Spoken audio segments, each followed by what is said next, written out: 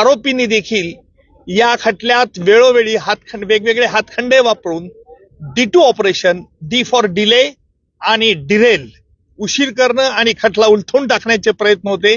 त्याला आज आरोप निश्चित झाल्यामुळे या प्रयत्नांना चाप बसलेला आहे आणि यापुढचं सुनावणी, यापुढे जी 9 तारखेला सुनावणी आहे त्यामध्ये सरकारतर्फे कागदपत्र ज्यांच्यावरती प्रॉसिक्युशन भिस्त ठेवत आहे ती कागदपत्र आरोपीला मान्य आहेत किंवा अमान्य आहे याच्याकरता विचारलं जाईल. त्याच्यानंतर साक्षीदारांची यादी दिली जाईल आणि प्रत्यक्ष पुराव्याचं काम लवकरच सुरू होईल.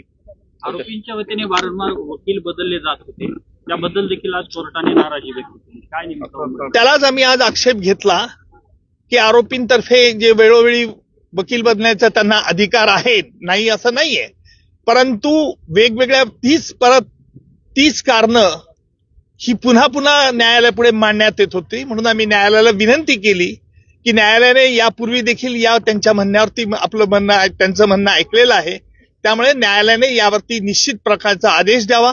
त्याप्रमाणे निश्चितपणे आज न्यायालयाने प्रत्येक आरोपीला विचारलं, तुमच्या विरुद्ध हे आरोप ठेवण्यात आलेले आहेत, सगळे आरोप तुरुंगातच होते, आरोपींनी आरोप मान्य नाही असं सांगितलंय आणि न्यायालयाने त्याकरता ते रेकॉर्ड जेलमध्ये पाठवण्यात येईल आणि जेलमधून त्यांची स्वाक्षरी झाल्यानंतर पुन्हा खटल्याच्या कामाकरता सुरुवात होईल.